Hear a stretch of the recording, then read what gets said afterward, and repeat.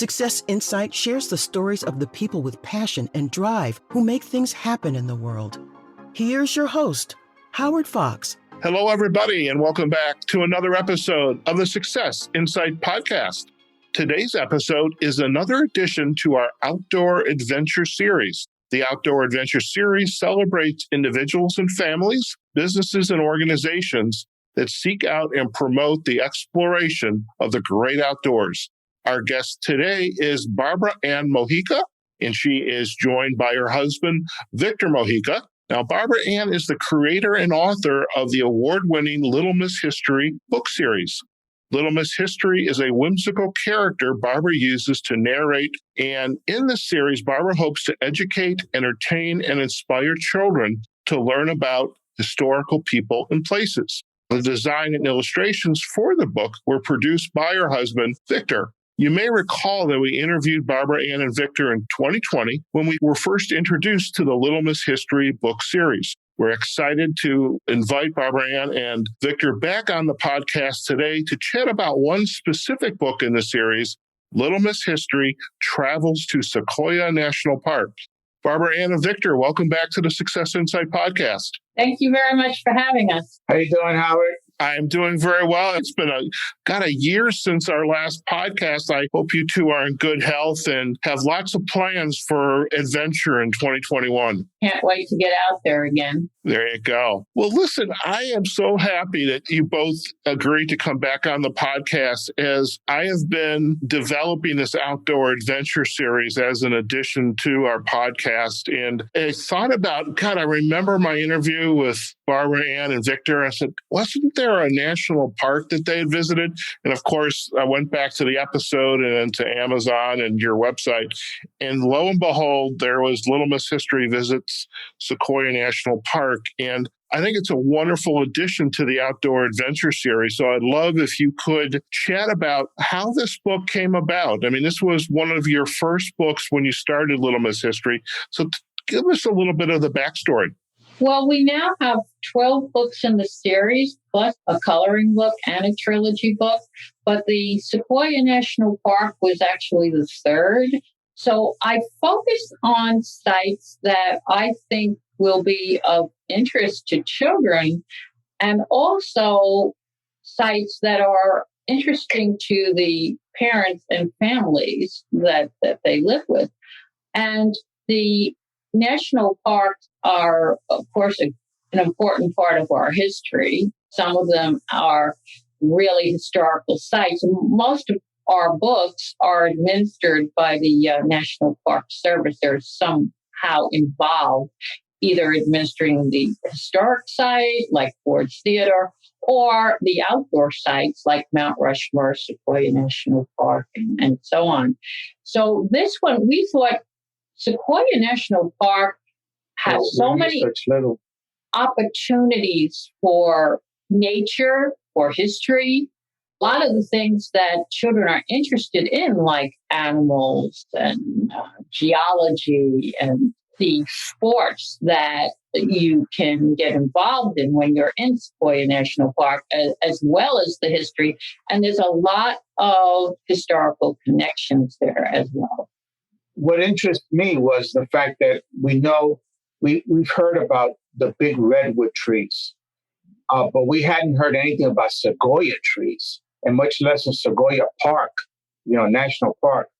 Once we discovered that really got us interested in doing a book about it. That's actually a great point, Victor, because the question I have for you is, what is the difference between a sequoia tree and a redwood tree? There are a lot of differences. It's huge. The redwood trees are taller and thinner. The sequoia trees are heavier and wider. And the redwood trees can live to about 2,000 years. The sequoia trees can actually live up to 3,000. 3,000, wow. And in the sequoia tree, about how tall do they get? They can get about 300 feet tall. 300 feet. That's big. Not to put you on the spot, but you're a teacher. You know this stuff. Who lives up in these trees? I mean, there's going to be birds, but any special types of birds, other animals living up in the tree? Well, there are 300 animal species that live in the park. Okay.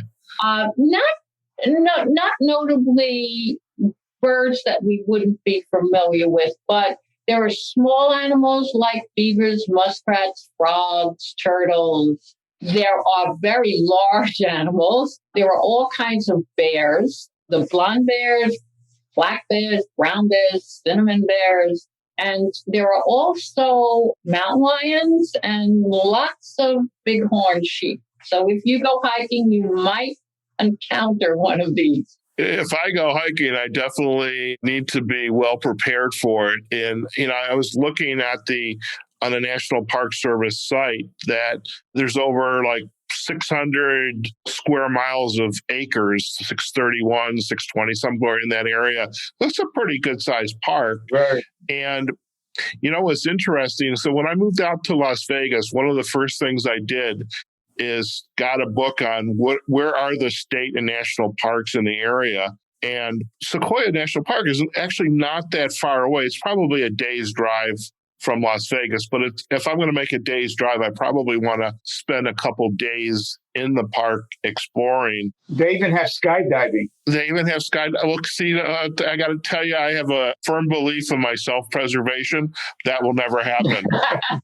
As a matter of fact, Little Miss History skydives into the park. Well, and I want to get into that. So leading up to Little Miss History in this book, what type of research did you and Victor do, Barbara Ann, in getting ready to write Little Miss History Visits Sequoia National Park? Well, finding about the park, researching all the websites that talk about Sequoia, going through all of the National Park Service information about Sequoia, and then reading about historical figures that were associated with Sequoia National Park. Its earliest history, of course, goes back to the Native Americans, the Yokut, Y-O-K-U-T. Native Americans were the original inhabitants of the park as far as human inhabitants go. And then in the middle of the 19th century, Hale Dixon Tharp was originally a prospector. He wanted to find gold, went out to California. And like most people, he wasn't successful. Of course. So he decided to raise cattle and sheep. And he came upon Sequoia National Park. He befriended the Native Americans, and they led him to a flat area called the Crescent Meadow area today. And he settled in that area, and he built a log cabin out of a fallen log. So he was, as far as we know, the first white settler in the park. And then soon after that, other people interested in nature and just open land came to the park. Another man named Wolverton settled in the park, and he had fought in the Civil War. So he named a tree after his favorite general, William Tecumseh Sherman. Lots of trees in the park are named after generals and presidents. So then, of course, John Muir, the famous John Muir. There's like a Muir Woods. Is that the same John Muir? That's Muir Woods up in San Francisco Bay Area? Right. Okay. Yeah. He was a naturalist who had Muir was a Scottish native. He was born in Scotland. His family came to Wisconsin and they started farming. And Muir never liked farming. He hated farming. He hated staying on the land. They had a farm in Wisconsin. And his father was a very strict taskmaster. And those fathers always are back in the day. Muir had a brother. Not mine. Mine was a pushover. Muir had a brother who was also kind of an adventurer. His brother went off to Canada, and we have some letters from Muir to his family, which show this kind of tenuous relationship with them. His brother went off to Canada to find work, and Muir soon followed after him. And we don't know whether that was really to find work or whether he wanted to avoid getting drafted in the Civil War, because at that time everybody in his area was getting drafted. So he might have seen it as an opportunity for two reasons.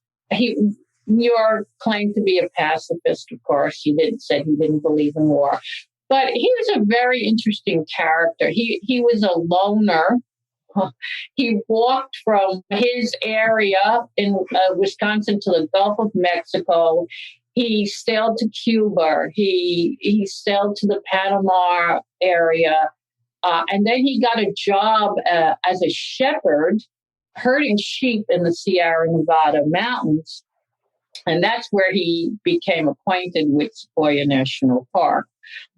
And he spent hours and hours writing in his journals and observing everything in nature that he possibly could find. He didn't do too well with the shepherding. In fact, they almost fired him because he wasn't too into his work, but he was into nature. Today, of course, he's called the father of national parks.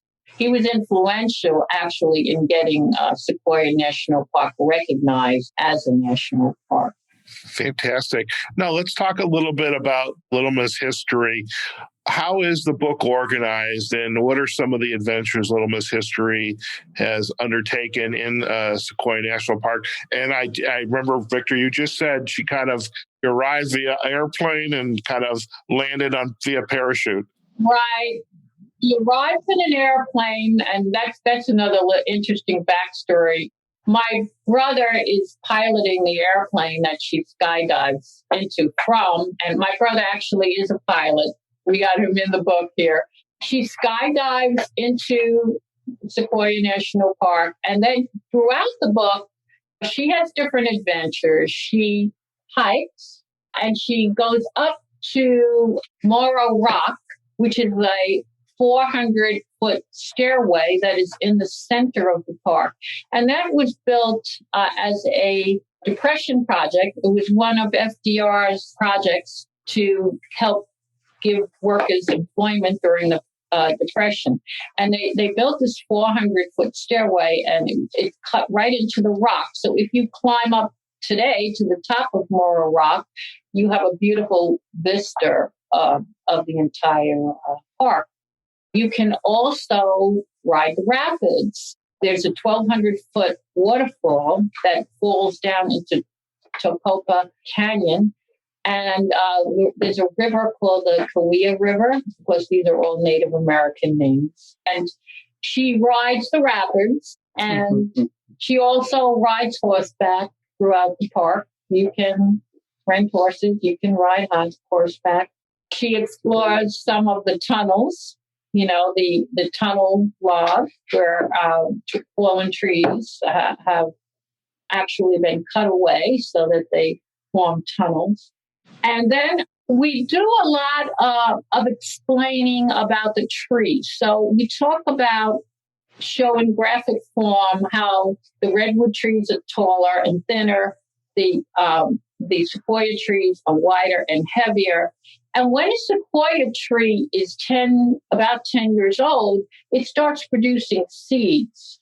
And then it seeds itself from the actual seed. And these seeds are only about a half-inch long. Oh, and it's amazing to think that these huge trees come from a seed that's a half-inch long. And then we try to show the children visually how massive these trees are. Like we show Little Miss History standing at the bottom of one. And we show the Sherman tree is still growing, and every year it produces enough wood to build a 5 or 6 room house. Every year. Every year. So we have a diagram showing a house and giving them an idea of how much wood. Oh, wow. These trees. That's amazing. That is amazing. We also talk about we got it all covered.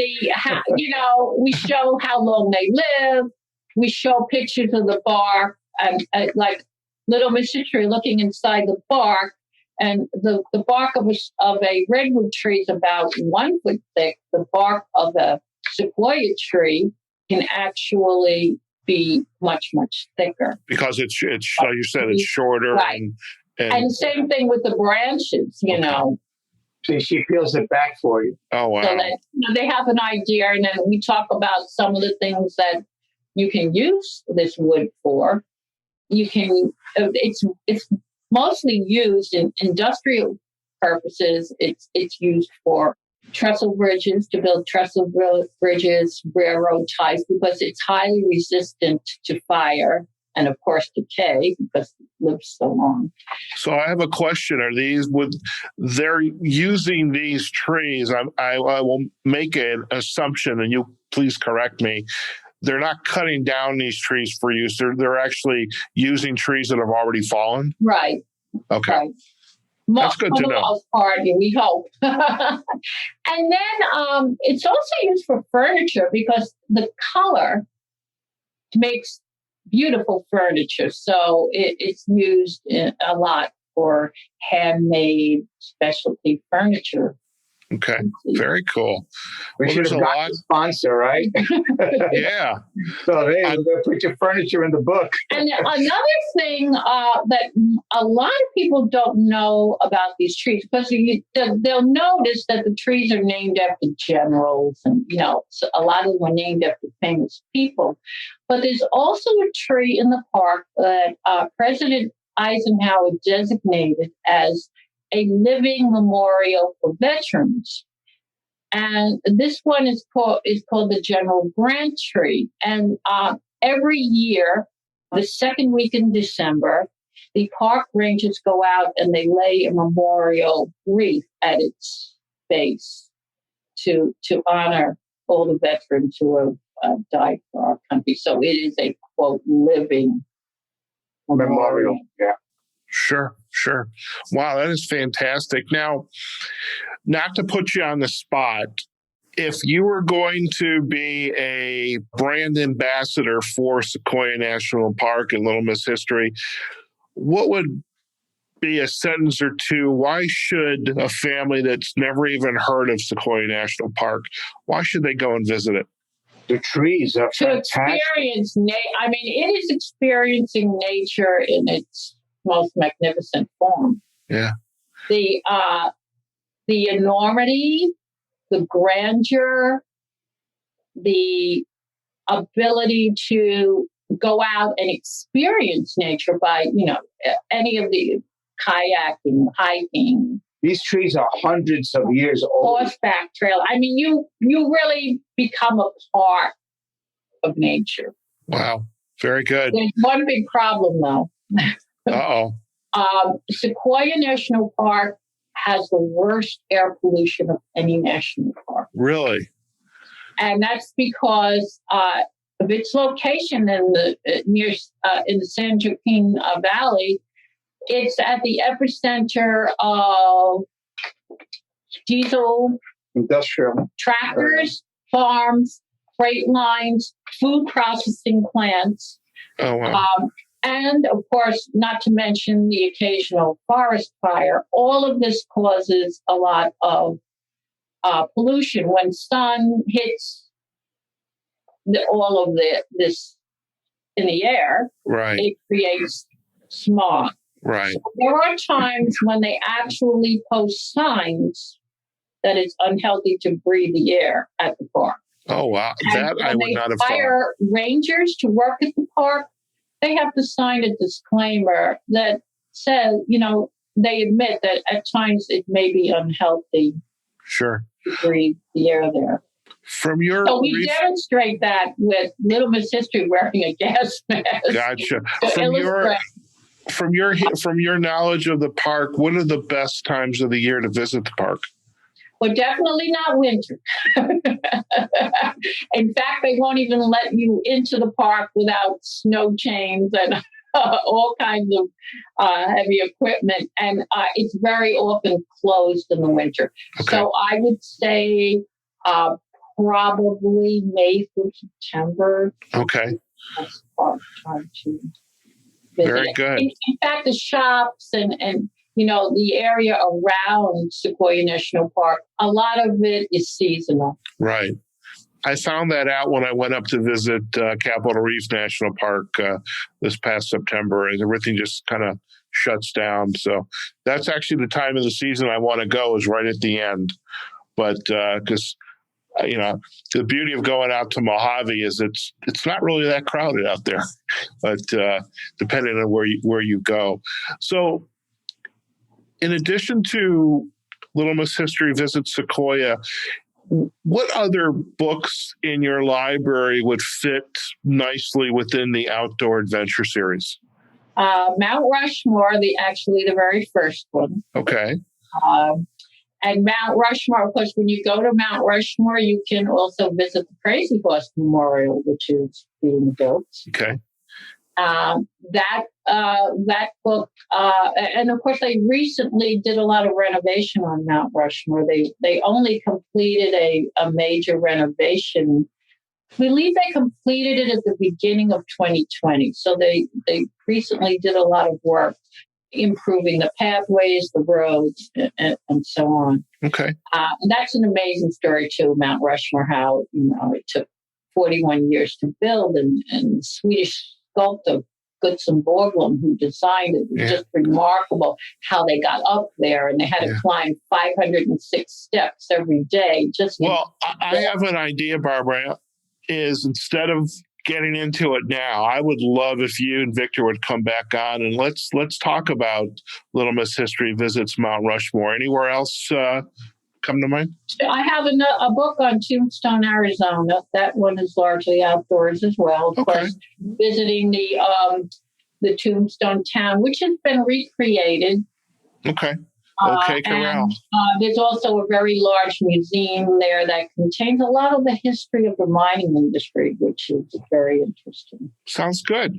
I would love if you'd come back on and let's, we can do 1 or 2 episodes, chat about each book and specifically, about Rushmore too. So great, fantastic. Well, I'm so excited. Again, you were open to coming back on talking about Sequoia. It's definitely on my to-do list. I mean, being here in Nevada, in Las Vegas, I mean, there's state and national parks all around, and it's just like, in 2020, if you're going to be quarantined, I'd rather be quarantined, travel by my car by myself, and go to, Capitol Reef, Great Basin.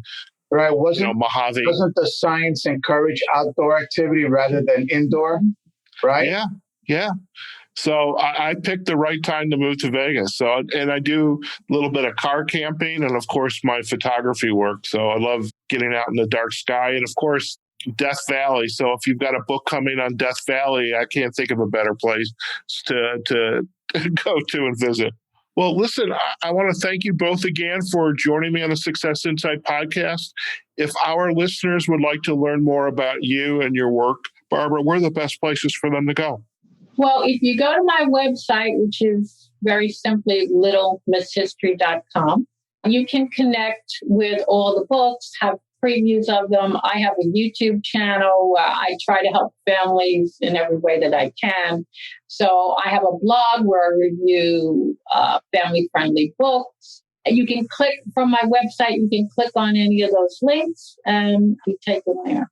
Fantastic. Well, we'll most definitely provide a link back to the Little Miss History site and to your social sites, and of course to a couple of the book online bookstores, so folks can pick up a copy of Little Miss History. And really, again, I'm just very grateful that you both had the time, and because I know you're all busy. You're writing, you're doing a lot of your own projects and talking about Little Miss History, and it's especially like you just alluded to, and in this time of 2020 and COVID-19, getting outdoors, social distancing, but with your family, there's definitely been an uptick in the outdoor adventure industry. And I think that's why we thought it was a great addition. I mean, it's part of my own story to get out and explore and to kind of hear about the people who are making that possible. And you and Victor are making that possible as well. And by the way, I just want to acknowledge you too, Victor. I mean, the Little Miss History, these are Barbara's stories, but the imagery of Little Miss History and what she looks like and her interactions with the topic of the book are amazing. So, and your artwork is definitely helps to bring that, along with Barbara's writing, to really just the quality of the work that it is. So thank you both. Thank you, Howard. All right. So we will see you. Hopefully we'll plan a couple more episodes at least. And I think it's fantastic to add you both again to the Outdoor Adventure series. So again, have a great weekend back out east, and we'll see you in the next episode. Okay. You too. Back out west. You got Bye it. for now. Thanks Bye-bye. again. All right, folks, we've just been chatting with Barbara Ann Mojica and her husband, Victor Mojica. We were chatting about Little Miss History. This is Barbara Ann's series of books to help children, young adults really understand their history. And specifically today, we're talking about Little Miss History Visit Sequoia National Park, and really felt this was going to be a great addition to the Outdoor Adventure series that we are putting together on the Success Insight podcast. And, today we heard a lot about Sequoia National Park, some of the highlights within the park, and also how those highlights were also introduced in the book. And we'll most definitely provide you all those backlinks to Little Miss History website, to Barbara Ann's social sites, and we'll also provide you a link back to Sequoia National Park as well.